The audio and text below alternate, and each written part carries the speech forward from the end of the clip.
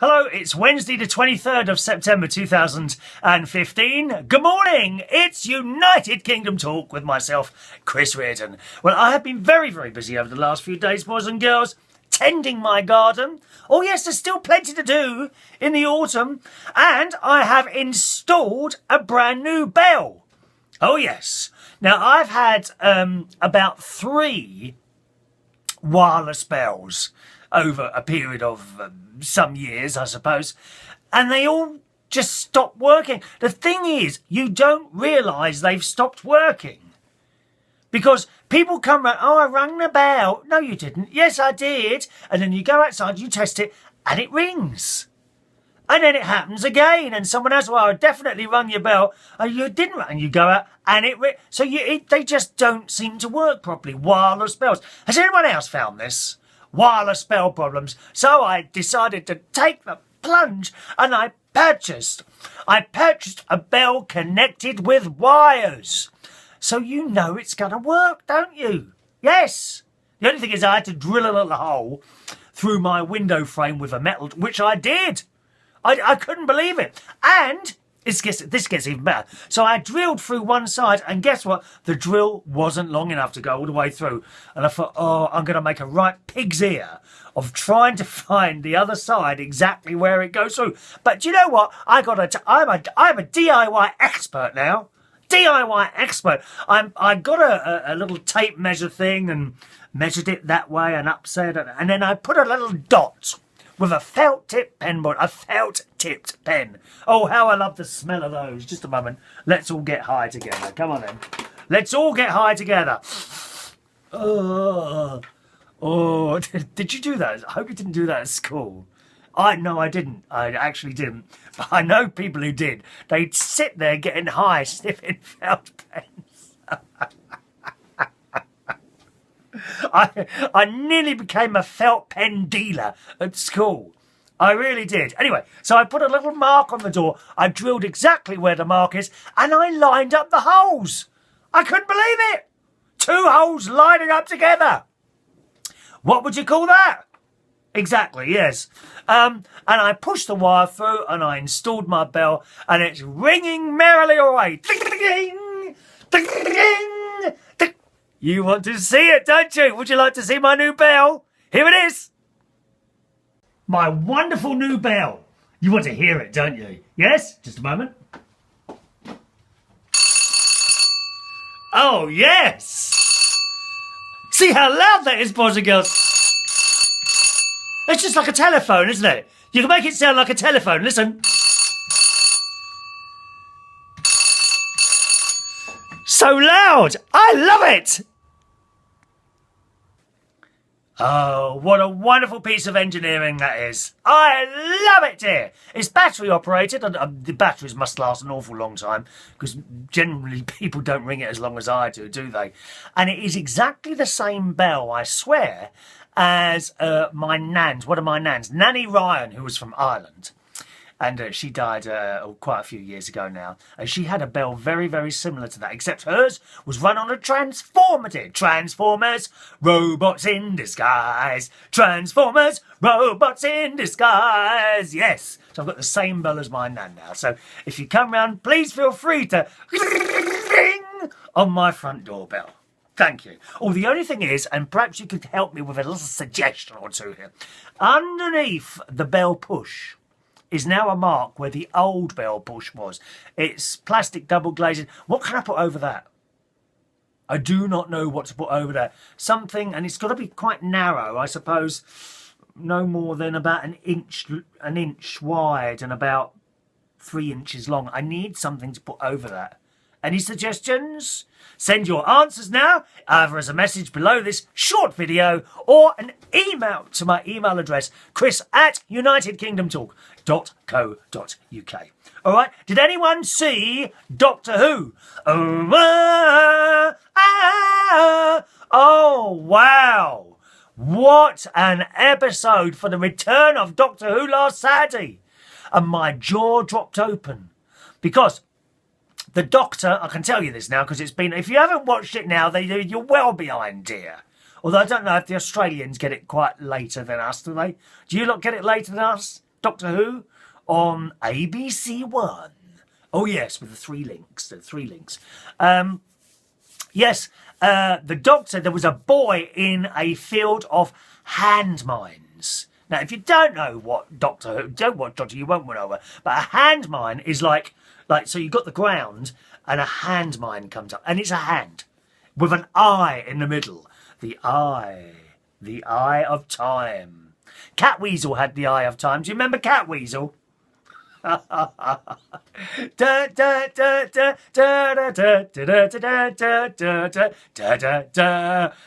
Sunday mornings on London Weekend Television in the 70s. Yes, indeed.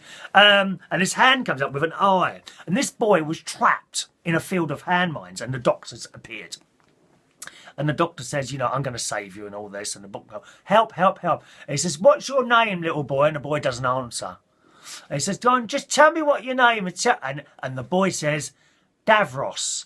My name is Davros. Well, I'm like, no, Davros. You won't know what I'm talking about if you don't watch Doctor Who. But Davros is the arch enemy of Doctor Who. He is the creator of the Daleks. Exterminate! You will obey! Release the bacteria! Yes. So that was exciting as well. Also, I've watched this week, there's one programme, it gets me angry watching it, called Parking Wars. Have you seen that? Parking Wars. It's just started again. It's on ITV, a once great television company made up of many smaller ones. Now, just a little tiny little thing that's a bit insignificant, really, ITV. And I'm sorry, it is. Put some good stuff. And I missed Downton Abbey. I missed it. I can't believe I missed Downton Abbey. Anyway, Parking Wars is about, you know, parking attendants and people parking illegally. But one thing that's happened to me on a couple of occasions, and this is really makes you angry, is when you park somewhere and you're sure you've parked legally. You're absolutely sure you've either parked in the place, you read the sign, you're like, okay, yeah, that looks right to me, and then you look at your car, or you buy the ticket and you put it on the window screen, and then someone gives you a ticket because you put it on the wrong side of the window screen. I must say, I went somewhere yesterday. I had to go to Hampstead yesterday morning, and I bought the ticket. I bought the little ticket out of the machine, put it on my car seat, and then when I'm done what I had to do, it took me about half an hour, got back to the car, realising I hadn't put it on the window. So I don't know if I'm going to get a little letter through the door. I hope not, because it was £3. I kept the bit of paper. Right, I've kept this bit of paper to send them off as proof that I paid it. But I forgot to take it off the seat and put it on the front by the window. So I'm a little bit worried about that one, but I have kept the ticket and we'll see what happens. You know, because sometimes you can put it on there and it can literally blow off. There's no sticky on these things anymore. Have you noticed that? Those little parking tickets that you buy at machines, they don't put sticky on there anymore. Why is that? Is someone saving money? That'd be what it is. And all you get out is this floppy bit, which it isn't even as thick as this piece of paper here. It's like a really thin piece of, like fax machine paper. Do you remember fax machine? Have I still got mine? No, I haven't. I chucked that a while ago. It's like fax machine paper, and it kind of curls up a bit. And it's really, really thin, and it easily blow off. What do you mean you easily blow off as well? No, not that sort of blowing off. Oh, I don't like that, dear. Especially not in my toilet. I hate people using my... Do you know, my sister and her husband, and Ronnie, used my toilet at the weekend. Oh, God. When they finish, I have to go in there and flush the chain 10 times. I hate people using my toilet. Please, if you come round here, use the toilet. Oh, there's an area outside. We've got a communal area of bushes and things outside. Go out there. Please don't use my toilet if you come to my house. I hate it. And then some of them tell you afterwards, don't they? Oh, I've just had a lovely in your toilet. Oh, what is wrong with people? What's all that about? Disgusting. Do not use my toilet. Where were we now? Oh, yes. So the parking thing, and it's so annoying when you think you've parked quite legally and then you get a ticket in the letter, in the letterbox. You know, a summons or something like that. That's really annoying. And I swear, some of the signs, they are difficult to understand. There's a particular one in Islington where you may remember earlier in the year I got a ticket there. And it's just so... I showed you the pictures of the signs. You lot couldn't work it out. It just doesn't seem to make sense. And then if you challenge it, they're not interested. That's so annoying, that is. So that's parking wars. Two places to avoid, according to that programme, are a place in Yorkshire. I didn't write it down. You silly old fool, Chris. I didn't write it. Whitby. Whitby in Yorkshire. Particular and beautiful and picturesque there. Do not go there, because the war is on the motorists there. Do not go to Whitby. It's ridiculous. They're up in arms there. Can't park anywhere. Don't go to Whitby. And another place that you really don't want to go to is, and I have to say it, because we have some Brightonites watching this programme, Brighton. Very difficult to park. There's a lot of 20-mile-an-hour areas where you can only do 20 mile an hour. Presumably there's average speed cameras all over the place. Don't go to Brighton. Simple as that. Go somewhere else. Somewhere else to be very happy. Very happy with your custom. Bracklesham Bay. Bracklesham Bay in Sussex. Now there's a lovely place to go. There's no rooms full of fruit machines and all this. It's just a nice little quiet seaside town. I love it there. I'd live there. Bracklesham Bay. Oh, we went there a couple of months ago. You may remember I did a little video from there as well. Bracklesham Bay. So there we are. Parking Wars, new programme on ITV. Finally today, a couple of car stories. What about VW, eh? Naughty, naughty Germans. Oh dear, you've adjusted your thing so those nasty old people in the European Union giving them false readings so you can get your cars through. It's like a little naughty schoolboy done something wrong and got caught. And I think it's hilarious. Hilarious.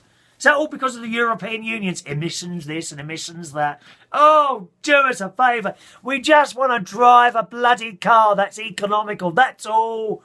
So what if a few little particulates get into the atmosphere? That's the way it is. It won't always be like that, because eventually we'll run out of oil anyway, won't we? What are you going to do then, you European Union bureaucrats? You'll have said, oh, what can we do today? What can we do today? Oh, I know. Let's stop the illegal selling of bananas that are the wrong shape. Idiots! Bloody waste of money, the European Union. Out! I vote out for the European Union. Get out! We're not interested being ruled by you, dears. We're not. No, we're not. Overpaid, waste of money, the European Union. Thank you. Yes. No, I did not say I didn't like Europeans. Eh?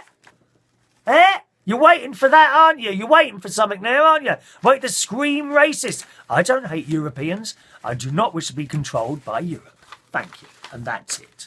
Or anyone else come to that. Go on, be honest. Do you think you can control me? No man can tame me. No man can tame me.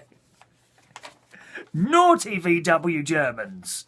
Who's going to be next? I bet the others have all been doing it as well. They're just the first ones to be caught. I love it. And on one little other driving story, one other car story today, it's outrageous. Outrageous. The Pope has gone to visit the States, right? And they picked him up from the airport. So there's the president in his massive car and all the little cars around him protecting him from terrorists, right? They picked up the Pope in a Fiat 500. A Fiat the Pope, dear. Mind you, he doesn't bother. He's not bothered about that, is he? He'd happily walk to the White House. Is that a long way from the airport? That's all today, boys and girls. Thank you very much. Have a lovely, lovely Wednesday. And if you're around Islington tonight, I'm hosting a quiz at the King's Head Theatre Pub in Upper Street, Islington, every Wednesday, 8:30 to 10:30. Have a nice day.